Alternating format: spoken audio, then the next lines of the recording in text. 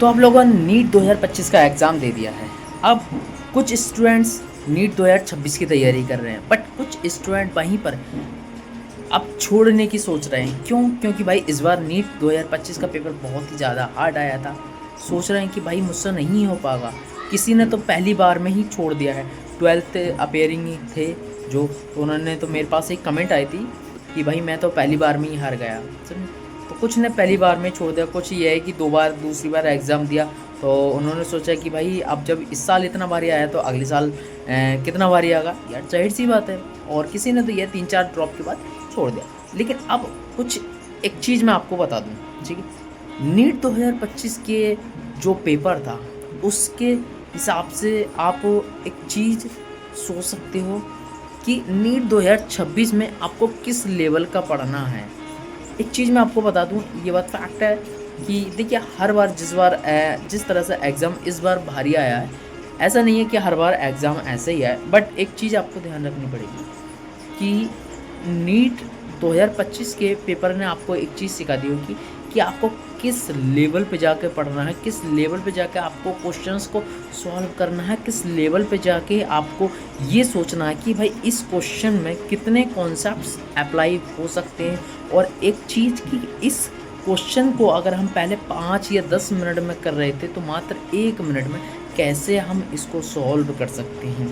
NEET 2025 के paper में आपको ये चीज़ें आपको सीखने के लिए और सोचने के लिए मजबूर कर दी है नीट 2025 में, ठीक है। और एक चीज़ मैं बता दूं कि देखो अब नीट 2026 की जब आप तैयारी कर रहे हो, सबसे पहले ये बात मैं हर बार कहता हूँ कि यार मेहनत करनी सीखो यार। क्योंकि एक बात बताऊँ, मेहनत करोगे तभी कुछ कर पाओगे। अब कुछ होते हैं, कुछ आते हैं स्टूडेंट्स मेरी लाइव पर भी आते हैं, मेरे चैनल पर भी आते हैं, कमेंट्स करते हैं कि यार सर मुझसे फ़िज़िक्स नहीं होती, मुझे केमिस्ट्री समझ में नहीं आती।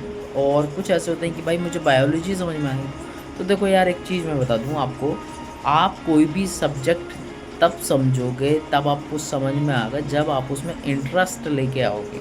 और इंटरेस्ट कब आएगा? जब उस सब्जेक्ट को आप देखिए, एक बार आप जब उस सब्जेक्ट को आप सबसे पहले नंबर पे पढ़ोगे। आप क्या करते हो, मैक्सिमम जो नीट वाले स्टूडेंट्स होते हैं सबसे पहले लेते हैं बायोलॉजी लेते हैं, उसके बाद लेते हैं केमिस्ट्री लेते हैं, उसके बाद भाई लेते हैं फिजिक्स लेते हैं, फिजिक्स लास्ट में। अब जितना भी पढ़ने का इंटरेस्ट होता है, जितना भी पढ़ने का मन होता है, वो फिजिक्स और बहुत सारी केमिस्ट्री और बायोलॉजी में ख़त्म हो जाता है।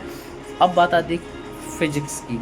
तो जब तक फिजिक्स को करने के लिए हमारा मन तैयार होता है तब तक हम फिजिक्स को लास्ट नंबर पर डाल चुके होते हैं, जिसकी वजह से फिर हमारा फिजिक्स पढ़ने का मन नहीं करता। तो आप ऐसा मत करना, आप फिजिक्स को पहले नंबर पर रखो। फिजिक्स को पहले नंबर पे रखोगे, आपको एक बार को पढ़ने का मन नहीं करेगा। बट आपको ये चीज़ है कि दूसरे जो सब्जेक्ट को मैं करूँगा, ये दूसरे सब्जेक्ट में जब ही कर पाऊँगा जब मैं पहले का जो सब्जेक्ट है इसको पूरा कर लूँगा, चाहे वो कोई सा भी फिजिक्स केमिस्ट्री बायोलॉजी हो। जो सब्जेक्ट को आप नहीं आता है सबसे ज़्यादा नहीं आता और जो सबसे ज़्यादा आपको कठिन लगता है, तो वही सब्जेक्ट को आप सबसे पहले पढ़ें, समझे। आप राजी नहीं तो फिर गैर राजी आप उसको पढ़ोगे, ठीक है। तो ये चीज़ ध्यान रखें, अगर आपको कोई सब्जेक्ट अगर भारी लग रहा है तो उसको पहले रखो। पहले रखने का यही फ़ायदा है कि आप राजी नहीं गैर राजी पढ़ोगे, आदत डालोगे पढ़ने की भाई, क्योंकि मुझे इस सब्जेक्ट के बाद ही मुझे दूसरा सब्जेक्ट पढ़ने के लिए मिलेगा, समझे।